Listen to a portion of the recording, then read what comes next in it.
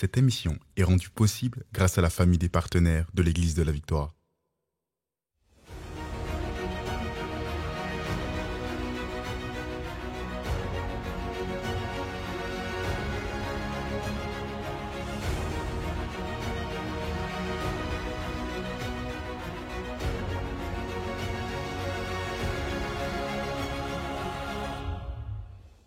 Bonjour tout le monde et bienvenue à l'émission Parole de foi. Ici le pasteur Joël Spinks.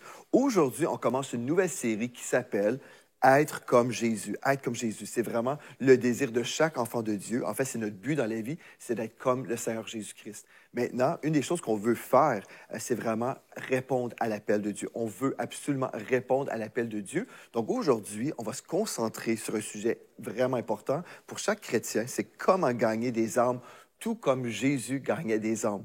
Vous allez dire, ben, Jésus gagnait des hommes, il a payé le prix pour tous les hommes. Qu'est-ce que tu veux dire, pasteur Joël? Bien, on va voir ensemble exactement bien, le cœur de Dieu pour les perdus, mais comment on peut avoir aussi ce cœur similaire, un cœur rempli d'amour pour les perdus et comment gagner ces âmes pour Jésus-Christ. Donc, c'est un sujet vraiment important. Imaginez-vous, par exemple, si vous êtes un chrétien depuis de nombreuses années et puis vous êtes là et puis vous n'avez pas encore fait au moins un disciple. Si c'est votre cas, là, vous êtes un chrétien né de nouveau, mais vous n'avez pas encore gagné une personne à Christ et vous n'avez pas fait encore un disciple, bien, cette série est vraiment pour vous parce que c'est votre but dans la vie. C'est vraiment d'être comme Jésus, c'est d'aimer les gens et vraiment faire des disciples, tout comme le Seigneur nous dit de faire dans sa parole. Donc, c'est une série hyper importante. Je crois que vous allez être richement bénis tout au long de cette série. Moi, j'ai été béni en la préparant. En fait, ce qu'on va voir ensemble ici aujourd'hui, c'est des choses que j'ai enseignées depuis le début de la fondation de cette Église, Église de la Victoire. Et il y a beaucoup de choses qu'on a rajoutées aujourd'hui, justement pour vous aider à aller plus loin.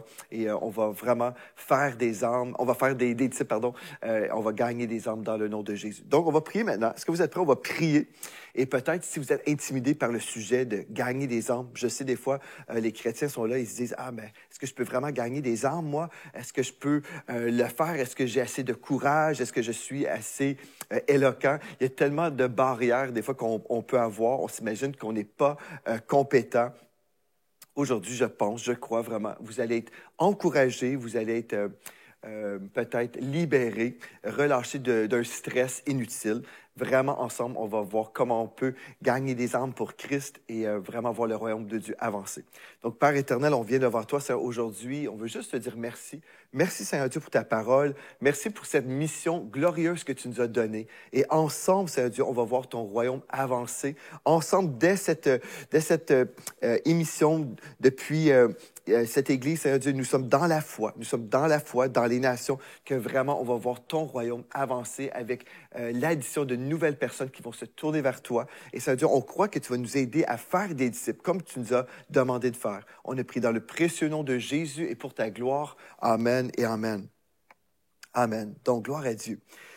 Vous aimeriez gagner des âmes aujourd'hui, mais vous ne savez pas trop comment faire. Bien, cette série, elle est vraiment pour vous. Ce qu'on va faire pendant cette série, c'est qu'on va vraiment s'inspirer de notre modèle par excellence. On va s'inspirer du modèle de Jésus-Christ. Amen. Jésus est notre modèle parfait en tout et vraiment sur comment aborder des gens, comment faire des disciples. Jésus nous a montré comment faire. Et on va étudier sa vie et on va devenir comme lui. Gloire à Dieu. Mais avant d'aller plus loin, ce qu'on a besoin de comprendre, c'est vraiment la base. On a besoin de comprendre l'état de l'humanité aujourd'hui. Si on veut faire des disciples, on doit faire le contraste entre le royaume de Dieu et le royaume des ténèbres. On a besoin de comprendre, en fait, qu'il y a un monde perdu en ce moment et nous sommes, grâce à Jésus-Christ, nous sommes un outil pour leur présenter la solution qu'est Jésus-Christ. Jésus est la solution, Jésus est la réponse et on va voir ça aujourd'hui. Donc, cette émission, c'est une émission vraiment hyper importante pour établir la base et après, on va bâtir une émission après l'autre. On va vraiment prendre notre temps parce qu'en fait, si c'est notre mission dans la vie, celle de gagner des personnes à Jésus-Christ, si c'est notre mission, on a besoin d'être équipés. Amen. Et notre rôle ici à l'émission Parole de foi, c'est de vous équiper avec la vérité de la parole de Dieu. Et je crois que vous allez vraiment sortir de cette série enrichi spirituellement et puissant pour le royaume de Dieu. Donc, l'état du monde. La première chose qu'on va établir aujourd'hui, l'état du monde, en fait, c'est que notre monde est perdu. les hommes, les femmes de ce monde, ils sont perdus, éloignés de Dieu. Donc, on va voir ça dans la parole. Et comme toujours, je veux vous inviter à aller chercher un stylo, un calepin, votre Bible, et puis prenez des notes parce que c'est la parole de Dieu que vous allez écrire, que vous pourrez aller retrouver dans vos notes plus tard et puis vraiment vous ressourcer. Et puis, à partir de ces versets-là, vous allez pouvoir aussi bâtir votre foi. Gloire à Dieu. Donc, Romains chapitre 6 au verset 23. Nous lisons, car le salaire du péché, c'est la mort, mais le don gratuit de Dieu, c'est la vie éternelle en Jésus-Christ, notre Seigneur. Donc, la première chose qu'on veut comprendre, c'est que le salaire du péché, c'est la mort. Donc, tous ceux qui sont pécheurs sont dans la mort spirituelle. Maintenant, quand vous êtes enfant de Dieu, vous n'êtes plus un pécheur. Quand vous êtes un enfant de Dieu, vous avez été adopté dans la famille royale de Dieu. Okay? Donc, vous avez été adopté dans cette famille glorieuse. Vous avez changé de statut. Vous étiez autrefois des pécheurs éloignés de Dieu.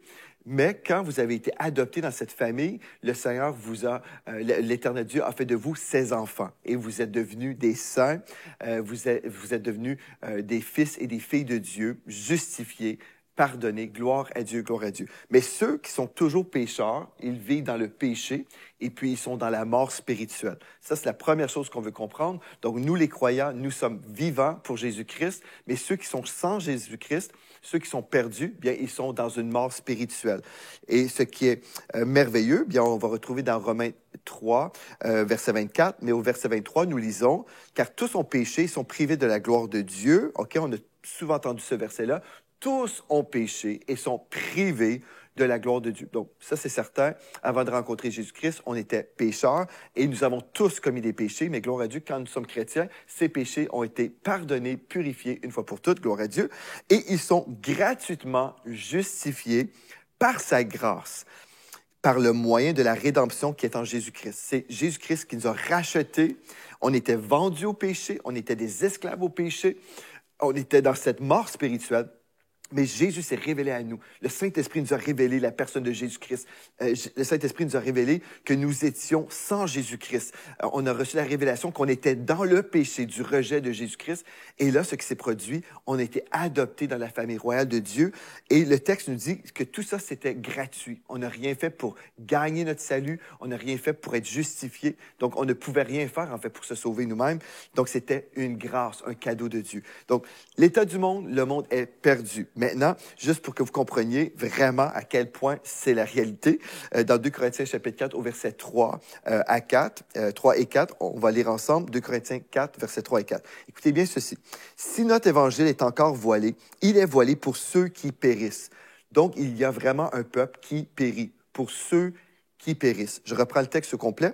Si notre évangile est encore voilé, il est voilé pour ceux qui périssent. Donc, notre évangile, le mot évangile nous parle d'une bonne nouvelle. Donc, si cette bonne nouvelle, elle est voilée pour ceux qui périssent, pour les incrédules, donc ceux qui refusent de croire, dont le Dieu de ce siècle a aveuglé l'intelligence. Le Dieu de ce siècle, c'est le diable.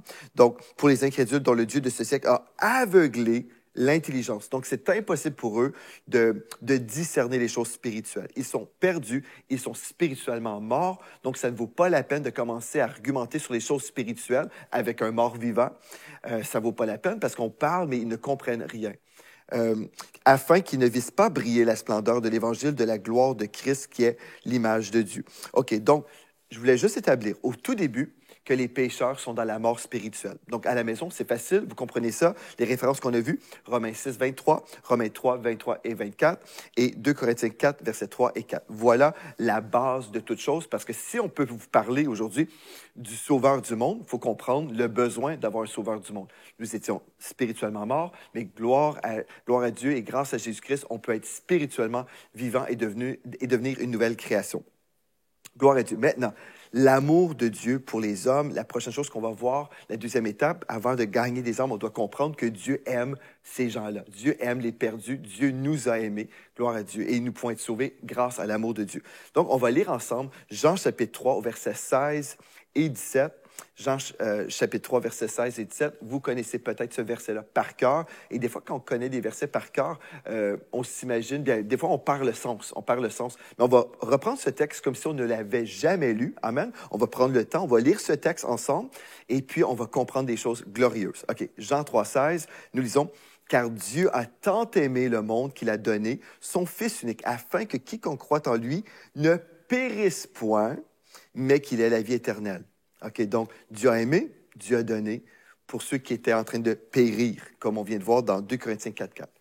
OK, au 4.3. Dieu, en effet, n'a pas envoyé son Fils dans le monde pour qu'il juge le monde, mais pour que le monde soit sauvé par lui. Donc, la mission de Jésus-Christ, ce n'était pas de venir juger les perdus, mais c'était de les sauver. Amen, vous comprenez ça? Donc, ça, c'était la mission de Jésus lorsqu'il est venu sur la terre. Il venait nous sauver. Gloire à Dieu. Maintenant, vous avez besoin de comprendre ce que je vais vous expliquer rapidement, un survol rapide, mais juste pour qu'on comprenne ensemble, avant de gagner des âmes, on doit comprendre la base. Donc, la base est ceci. Quand Dieu a créé l'humanité, il a créé Adam et Ève. Il a placé Adam et Ève dans le jardin d'Éden, qui était un lieu de perfection. Tous les deux, ils ont été créés parfaits, sans péché, sans aucun péché. Mais Dieu voulait que l'être humain choisisse d'aimer Dieu, en fait. Il voulait que cet amour ne soit pas forcé, mais il voulait que ce soit le choix de l'être humain d'aimer Dieu. Donc, ce que Dieu a fait, en leur donnant ce libre arbitre, il a dit, voici, vous pouvez manger de tous les arbres du jardin, vous êtes vraiment libre, vous pouvez vous nourrir et vous rassasier à partir des arbres du jardin, sauf il y a un arbre qui est défendu, vous n'avez pas le droit de manger de cet arbre-là. Pourquoi? Bien, comme je viens d'expliquer, Dieu voulait qu'ils choisissent, que le premier couple choisisse d'obéir Dieu, qu'ils choisissent de croire Dieu, qu'ils choisissent d'aimer Dieu. Maintenant, ce qui s'est produit, vous connaissez le récit, il y a eu le péché qui est rentré dans le monde parce qu'ils ont décidé de se rebeller contre Dieu en désobéissant à sa parole. Et lorsqu'ils ont chuté dans le péché, en prenant ce fruit défendu, ils ont mangé le fruit défendu, bien, c'était le péché qui est arrivé.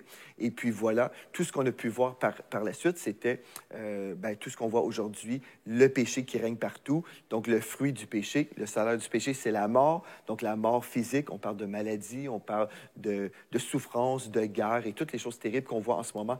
Tout ce qu'on voit qui est attristant aujourd'hui découle du péché. Parce que Dieu, le Père, avait vraiment des bonnes intentions pour l'être humain, mais il ne voulait pas que cet amour soit forcé. Il voulait leur donner la liberté entre aimer Dieu et choisir autre chose. Et puis, ils ont choisi autre chose, et c'est alors que le diable, qui était l'agent de séduction, c'est alors que le diable est devenu le Dieu de ce siècle qu'on a retrouvé justement dans 2 Corinthiens 4.4. Voyez-vous? Donc, c'est tellement important de comprendre la chute de l'humanité. Donc, à cause de cette chute-là, mais dès le début, Dieu aimait les hommes. Dieu aimait Adam et Ève. Dieu aimait même leurs enfants à venir, leur progéniture. Donc, Dieu avait déjà un but, il avait déjà une vision de venir secourir l'humanité. Et ce qu'il a fait, bien, il a donné son fils Jésus, qui était un homme, tout comme Adam. Donc, Adam était un homme, et c'était un homme qui devait payer le prix du péché du premier homme, du premier Adam. Vous comprenez? Des fois, les gens disent, je ne comprends pas pourquoi Jésus a dû mourir sur la croix. Pourquoi? Pourquoi est-ce que c'était nécessaire? Dieu aurait pu simplement venir sauver l'humanité comme ça et puis dire, voilà, on supprime le péché. Et puis, non, c'était vraiment impossible. Dieu avait délégué de l'autorité à l'être humain, Adam, et puis, il ne pouvait pas juste reprendre son autorité, il aurait été un voleur. Et Dieu n'est pas un voleur. Il avait donné l'autorité à l'être humain de régner sur la terre en tant que gouverneur. Et s'il pouvait reprendre l'autorité, c'était à travers d'un homme. Donc, Dieu a envoyé son Fils Jésus. Il est venu sur la terre, il s'est incarné sur la terre. Il a vécu une vie parfaite. Et quand il a été crucifié sur la croix, quand Jésus a été crucifié sur la croix, ce n'était pas pour ses fautes à lui, c'était pour les fautes de tous les hommes pécheurs. Vous comprenez? Donc, c'est ça qui est tellement merveilleux. Donc, quand on lit Jean 3,16, c'est de ça qu'on parle, le don de Dieu pour les hommes perdus. On va le reprendre maintenant. Car Dieu a tant aimé le monde qu'il a donné son Fils unique afin que quiconque croit en lui ne périsse point, mais qu'il ait la vie éternelle. La vie éternelle qui avait été perdue dans le Jardin d'Éden. Grâce à Jésus-Christ et l'œuvre de la croix, aujourd'hui, nous pouvons être sauvés. Et là, on se rappelle, Dieu, en effet, n'a pas envoyé son Fils dans le monde pour qu'il juge le monde, mais pour que le monde soit sauvé par lui. Donc, le cœur de Dieu, le Père, c'était de sauver l'humanité perdue. Et dans Jean 15, verset 13, nous lisons, « Il n'y a pas de plus grand amour que de donner sa vie pour ses amis. » Et c'est l'amour par excellence quand on voit que Jésus a quitté la gloire céleste. Il a tout abandonné par amour pour nous, pour venir vivre parmi nous les hommes.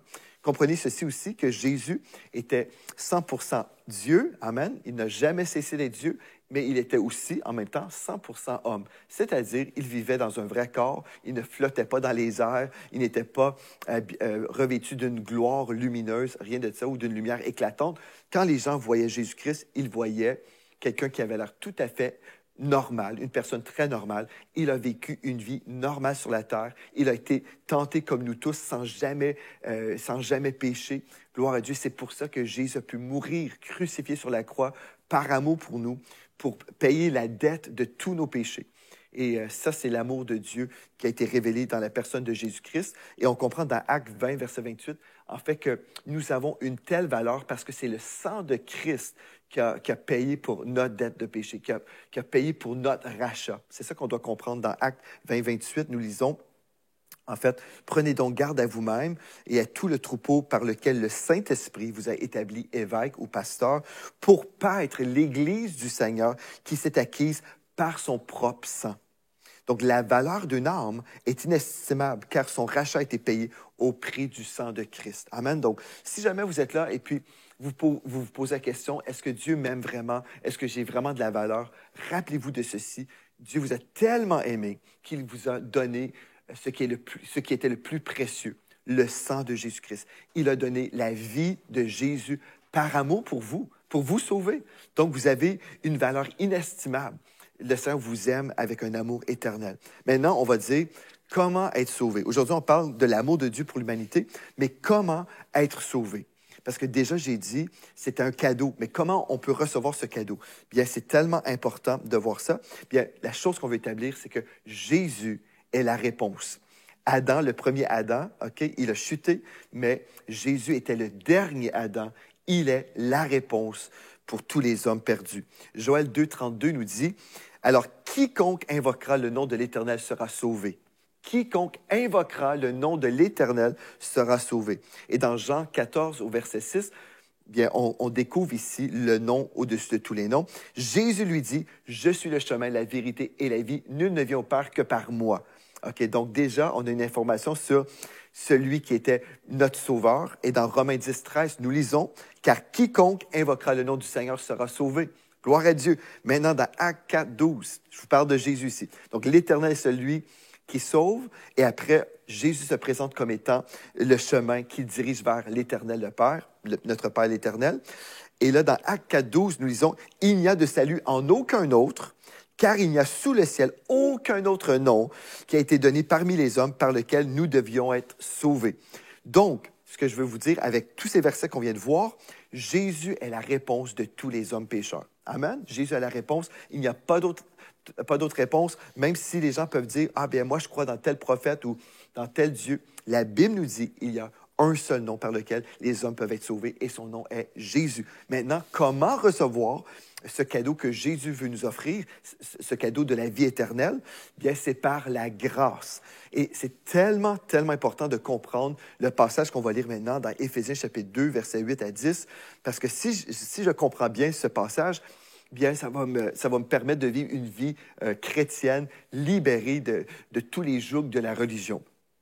Gloire à Dieu. Maintenant, le salut est un cadeau de Dieu. Le salut est un cadeau de Dieu. Éphésiens chapitre 2 au verset 8 nous dit, « Car c'est par la grâce que vous êtes sauvés par le moyen de la foi. » Donc, le salut ou le ciel, l'entrée au ciel, recevoir le pardon de tous nos péchés, être en route vers le ciel, tout ça, c'est un cadeau que Dieu nous fait. C'est par la grâce. La grâce, c'est une faveur non méritée, quelque chose qu'on ne mérite pas du tout. On n'a rien fait pour gagner l'amour de Dieu. On n'a rien fait pour mériter ce cadeau, mais c'est une grâce. C'est un cadeau que Dieu nous offre. C'est par la grâce que vous êtes sauvés, mais le texte poursuit en disant, par le moyen de la foi. Donc, Dieu nous offre par la grâce le salut, mais c'est ma foi qui va aller chercher ce cadeau. Donc, c'est par le moyen ou par le chemin, si on veut, de la foi. Et cela ne vient pas de vous, c'est le don de Dieu. Donc déjà, le mot grâce nous parle d'un don de Dieu, une faveur non méritée, mais Dieu, le Saint-Esprit a inspiré l'apôtre Paul ici, qui a dit, cela ne vient pas de vous. Ne pensez pas que c'est par vos bonnes œuvres, ne pensez pas que c'est parce que vous faites quelque chose de bien. Non, cela ne vient pas de vous, c'est le don de Dieu. Le salut, c'est un don, ce n'est pas quelque chose qu'on peut gagner ou mériter. Ce n'est point par les œuvres afin que personne ne se glorifie. Et là, ça, c'est tellement important parce que la religion enseigne, si vous êtes une bonne personne, vous pourrez gagner votre ciel. La Bible nous dit, il n'y a personne qui est assez bon pour rentrer au ciel par ses forces personnelles. Donc, le texte nous dit, ce n'est point par les œuvres afin que personne ne se glorifie. Donc, on n'a aucune raison de se glorifier, de dire, bien, moi, j'ai fait ceci, j'ai fait cela et j'ai mérité mon ciel. Non.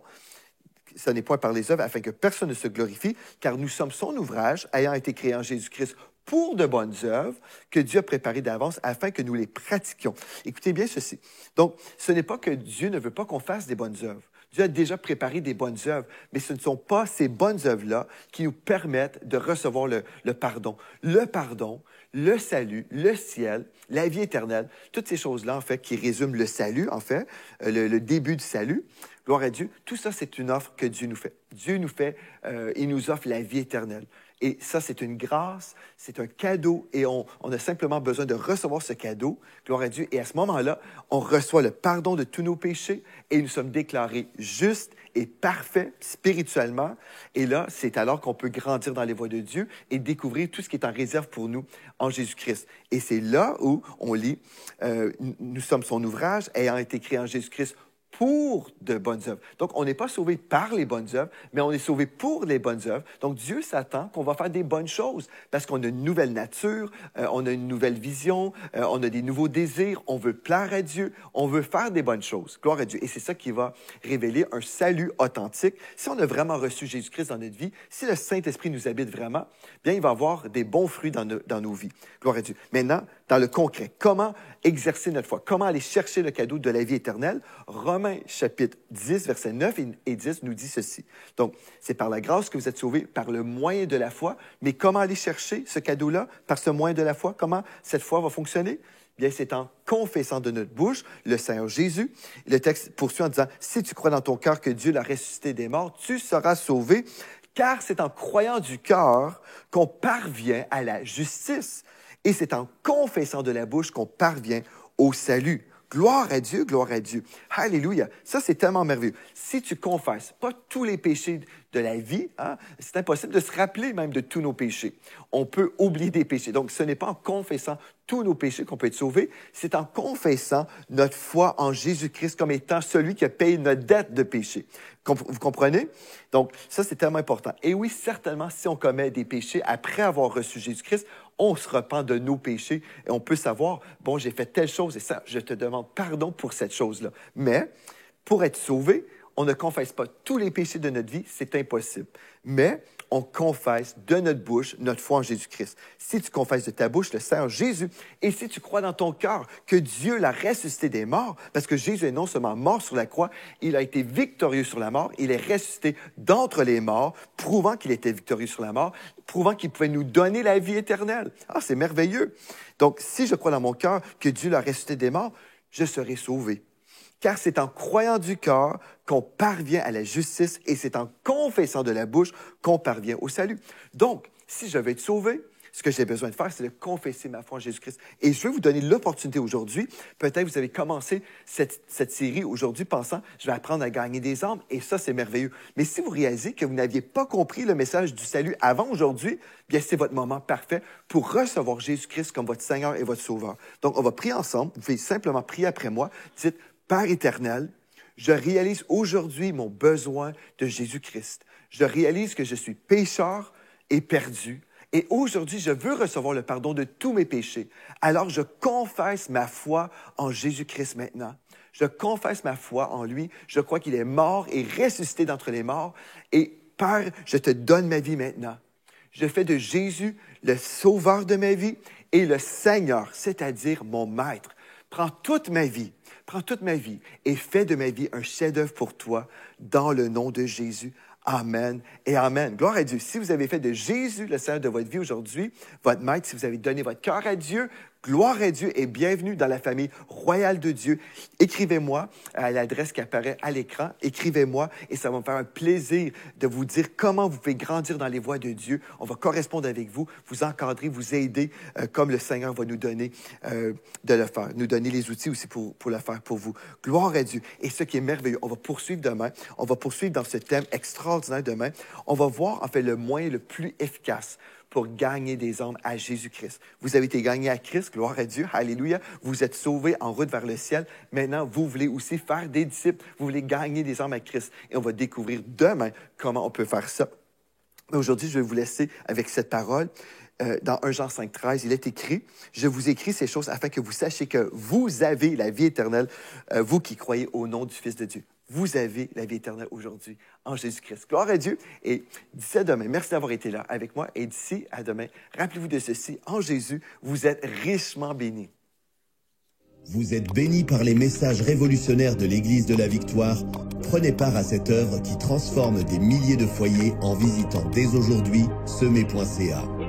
Devenez un partenaire mensuel ou un bâtisseur ou paramétrez vos dons de façon automatique en toute discrétion et sécurité.